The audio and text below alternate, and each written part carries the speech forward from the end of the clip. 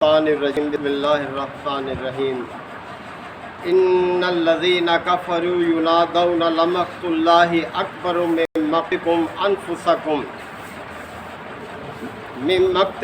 انفسکم اذ تدعون الی الایمان فتکفرون قالوا ربنا امتنا اثنتین واحییتنا اثنتین فاعترفنا بذنوبنا فهل الی خروج من سبیل ذالکم بأنہ اذا دعی اللہ وحدہ کفرتم وإن یشرک بہ تؤمنوا فالحکم للہ العلی الکبیر هو الذی یریکم آیاتہ وینزل لکم من السماء رزقا وما یتذکر الا من ینیب فادعوا اللہ مخلصین لہ الدین ولو کرہ الکافرون صدق اللہ مولانا العظیم۔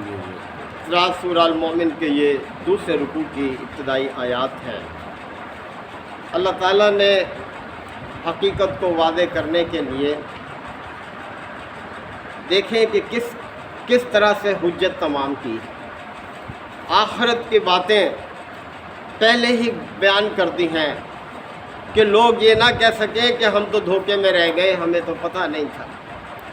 اور سب سے بڑی حقیقت آخرت ہے کہ جو اسی طرح سے حقیقت ہے جس طرح یہ دنیا ہے۔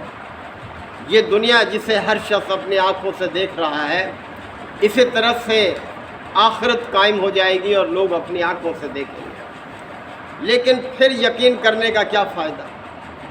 پھر تو مہلت عمل پوری ہو چکی، گزر چکی، اب تلافی کی کوئی گنجائش نہیں ہے۔ تو اللہ تعالیٰ نے دیکھیں کس طرح سے ان آیات میں اس حقیقت کو واضح کیا ہے۔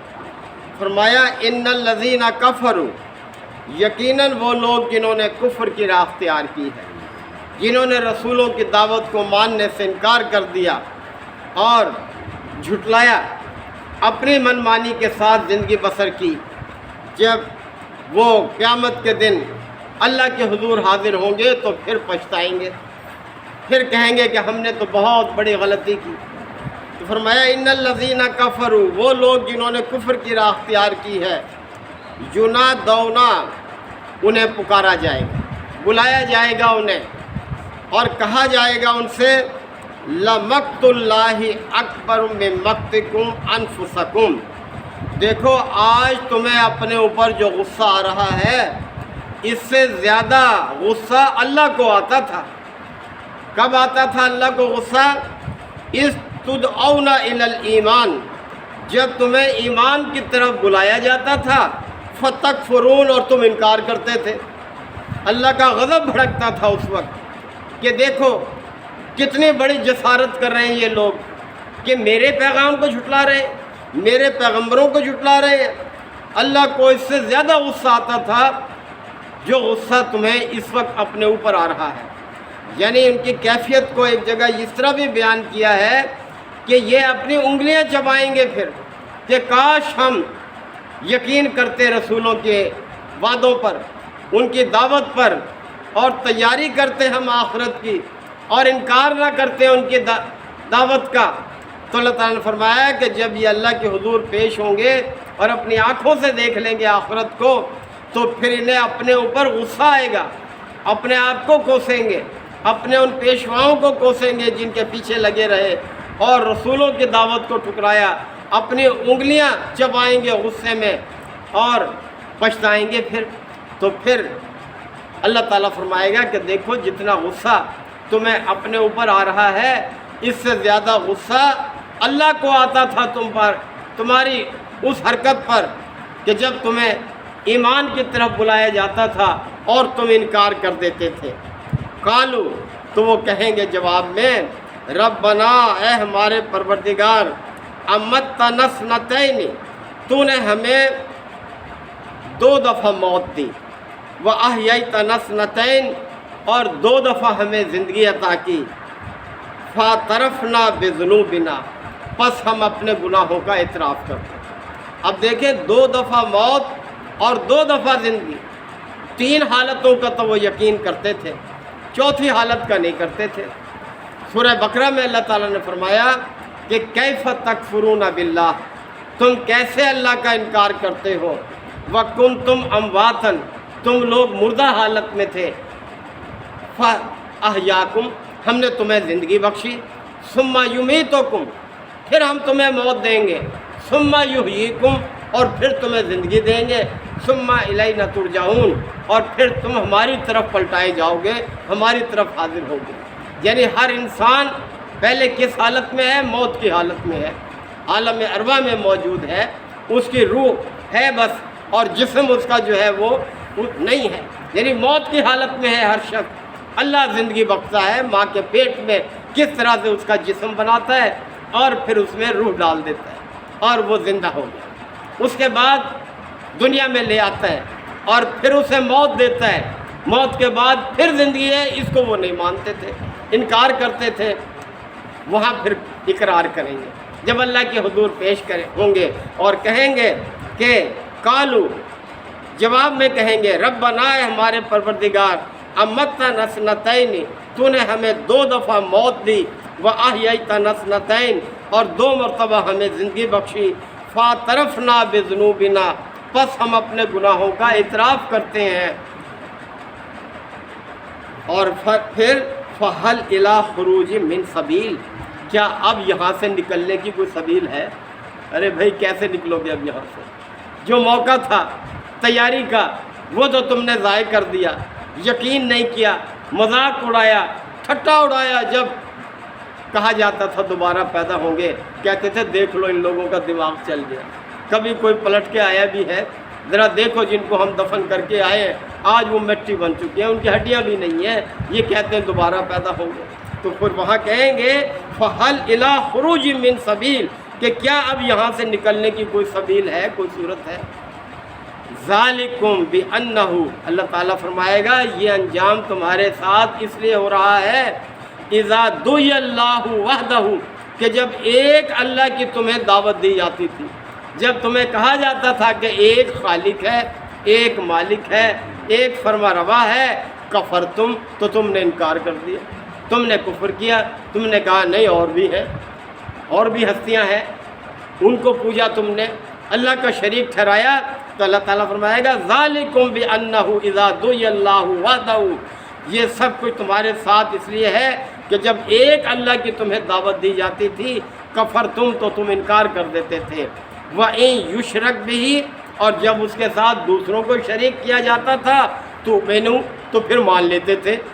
کیسی بے عقلی تھی تمہاری، کیسے حماقت تھی تمہاری، ان ہستیوں کو جو کچھ بھی اختیار نہیں رکھتے انہیں اللہ کا شریک ٹھہراتے تھے، اور اللہ جو سب کچھ تمہارے لیے کر رہا ہے اس کو تم اس حیثیت سے نہیں مانتے تھے جیسا اس کا حق ہے۔ جیسے پچھلی آیات پچھلی صورت میں یہ بات گزری کہ وما قدر اللہ حق قدر ہی لوگوں نے اللہ کی وہ قدر کی ہی نہیں جس قدر کا وہ مستحق، یعنی اللہ کا جو حق بنتا ہے جس قدر کا لوگوں نے اس کی وہ قدر نہیں پہچانی۔ فالحکم للہ العلی الکبیر اور پکار دیا جائے گا کہ فیصلے کا سارا اختیار اسی اللہ کے لیے ہے جو 2 صفات بیان کی، علی الکبیر جو بالا تر ہے سب سے اور سب سے بڑا ہے، یعنی کوئی اس کا ثانی نہیں کسی لحاظ سے بھی، تو سارے فیصلے کا اختیار اسی اللہ کے پاس ہے جو بالا اور برتر ہے۔ هو الذی یریکم آیاتہ وہی ہے جو تمہیں اپنی نشانیاں دکھاتا ہے۔ نشانیوں سے مراد یہ ساری نشانیاں جو ہر طرف ماحول میں پھیلی ہوئی ہیں یہ سب اللہ ہی کی نشانیاں ہیں۔ یہ سورج کا طلوع ہونا، غروب ہونا، چاند کا گھٹنا بڑھنا، یہ دن رات کی تبدیلی، یہ ہواؤں کا چلنا، یہ بارش کا برسنا، یہ کس طرح سے موسموں کا تبدیل ہونا، یہ نباتات کا پیدا ہونا، یہ سب اللہ کی نشانیاں ہیں۔ بے شمار نشانیاں ہیں اللہ کی قدرت کی۔ کس طرح سے انسان کا دیکھیں ایک خاص درجہ حرارت رکھا ہوا ہے، خون کا ایک خاص دباؤ رکھا ہوا ہے، خون میں مادوں کی ایک خاص مقدار رکھی ہوئی ہے۔ جب انسان بے اعتدالیاں کرتا ہے تو کیسے پریشان ہوتا ہے کہ جی میرا تو بلڈ پریشر بڑھ گیا، میری جی شوگر بڑھ گئی، میری شوگر کم ہو گئی، میرا درجہ حرارت بڑھ گیا، یعنی کس طرح سے پھر پریشان ہوتا ہے، میرے تو یورک ایسڈ تبدیل ہو گیا۔ کس طرح اللہ کی نشانیاں ہیں، یہ سب اس کی قدرت کی ہے۔ تو یہ فرمایا هو الذی یریکم آیاتہ وہی ہے جو تمہیں اپنی نشانیاں دکھاتا ہے، وَيُنَزِّلُ لَكُم مِّنَ السَّمَاءِ رِزْقًا اور تمہارے لیے آسمان سے رزق نازل کرتا ہے۔ رزق سے یہاں مراد ہے بارش، کہ کس طرح سے اللہ تعالیٰ بارش کا ایک ماحول پیدا کرتا ہے، زمین سے پانی اڑاتا ہے، فضا میں لے جاتا ہے، ہواؤں سے اس کو حرکت دیتا ہے، انہیں کثیف بناتا ہے، اور پھر وہاں ان کو بخارات سے پھر مائع میں تبدیل کر دیتا ہے، جہاں چاہتا ہے برسا دیتا ہے، پہاڑوں کی چوٹیوں پر پانی پہنچاتا ہے کہ جہاں تم اتنا پانی بغیر مشقت کے نہیں لے جا سکتے، کس طرح سے وہاں پہاڑوں کی چوٹیوں پر دیکھیں برف جمی ہوئی ہے، گرمیوں میں وہ پگھل رہی ہے، وہ پانی کے ذخیرے بنتے ہیں، وہاں ڈیم بناتے ہو، بجلی بناتے ہو، یہ کیا ہے سب؟ کیا اللہ کی قدرت کی نشانیاں نہیں ہیں؟ پھر انسان نہیں مانتا، پھر کہتا ہے بس یہ تو بارش ہو گئی، بادل آ گئے، بجلی چمک گئی اور بس ہو گئی۔ ارے بھائی یہ کون کر رہا ہے؟ کس کے بس میں ہے یہ؟ کس کے لیے کر رہا ہے؟ اور پھر اس کا کیا حق بنتا ہے؟ یعنی اس طرف تم غور و فکر نہیں کرتے۔ تو هو الذی یریکم آیاتہ، وہی ہے جو تمہیں اپنی نشانیاں دکھاتا ہے، وَيُنَزِّلُ لَكُم مِّنَ السَّمَاءِ رِزْقًا، اور تمہارے لیے آسمان سے رزق نازل کرتا ہے۔ یہ سب کچھ جو ہمیں حاصل ہے یہ سب آسمانوں میں ہے۔ اللہ تعالیٰ نے خود اس کا اعلان فرمایا وَفِي السَّمَاءِ رِزْقُكُمْ وَمَا تُوعَدُونَ، جو کچھ بھی تمہیں رزق مل رہا ہے یہ سب آسمانوں سے، اور جس کا تم سے وعدہ کیا ہے یہ سب اللہ کے پاس ہے، آسمان سے مراد، اس کے حکم سے تمہیں ملتا ہے جو کچھ بھی تمہیں مل رہا ہے۔ وَمَا يَتَذَكَّرُ إِلَّا مَن يُنِيبُ، اور نصیحت تو صرف وہی حاصل کرتے ہیں جو یونیب، جو اس کی طرف رجوع کرتے ہیں، جو اس کی طرف توجہ کرتے ہیں، اس کی طرف پلٹتے ہیں، وہی سبق حاصل کرتے ہیں، وہی نصیحت حاصل کرتے ہیں۔ فَادْعُوا اللَّهَ مُخْلِصِينَ لَهُ الدِّينَ، بس اللہ ہی کو پکارو۔ کیسے پکارو؟ دین کو اس کے لیے خالص کر کے، یعنی کوئی ملاوٹ نہ کرو اس کے ساتھ، کسی قسم کی کمی بیشی نہ کرو، ڈنڈی نہ مارو، اسی کے لیے دین کو خالص رکھتے ہوئے، یعنی جو دین اپنے پیغمبر کے ذریعے اس نے تمہیں دیا ہے، کسی کو اختیار نہیں کہ اس میں کوئی کمی بیشی کرے، لہذا دین کو اس کے لیے خالص رکھتے ہوئے اس کو پکارو۔